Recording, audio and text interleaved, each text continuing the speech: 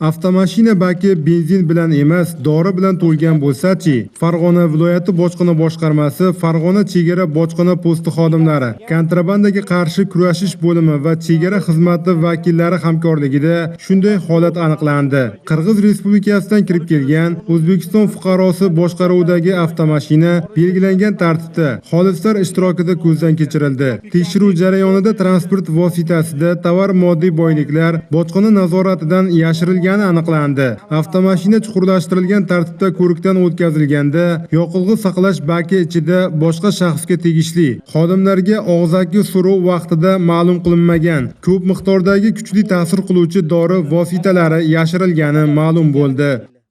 O'shga chiqib, mana shu Vodil postidan mashinada o'tib, O'shga borib, O'shda eski avtovokzalning oldida apteka bor ekan, shu aptekadan shu dorilarni naqd pulga $2000 pachkasini $5 sotib oldim.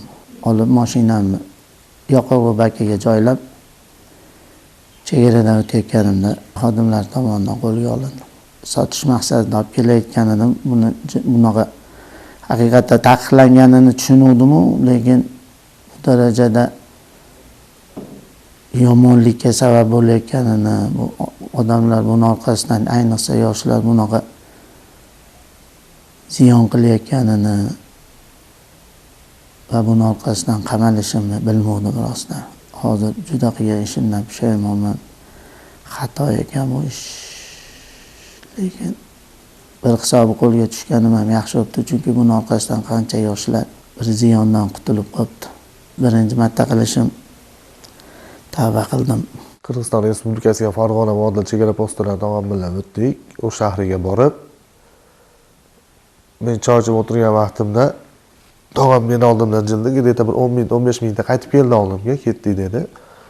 Qaytib keldik, Vodil chegara postidan olib men minib o'tayotgan chog'imda osmotr bo'layotgan paytda tamojna xodimlari mashinadan tekshirdi. Benzin bak ichida shu ko'ziga tomchilab quyilgan dori vositasi borligini bildim. Ungacha bilmagandim. Mashinani benzin bakidan chiqdi. Mashinada u narsa borligidan xabarim yo'q edi. Agar xabarim bo'lganda mashinani minib o'tmasdim men. Qilgan ishimdan afsusdaman. Hozirda mazkur holat yuzasidan O'zbekiston Respublikasi Jinoyat kodeksining 246-moddasi kontrabanda jinoyati bo'yicha ish qo'zg'atilgan deyishmoqda mutaxassislar. O'tkazilgan bojxona ko'rigi natijasida avtotransport vositasining yoqilg'i saqlash bakida umumiy qiymati 140 million so'mlik 400 dona kuchli ta'sir qiluvchi dori vositalarining noqonuniy ravishda olib kirilishiga chek qo'yildi. Hozirda mazkur holat yuzasidan jinoyat ishi qo'zg'atilib, tergov harakatlari olib borilmoqda. Demak, qonunbuzarlar tegishli tartibda javobgarlikka tortiladi.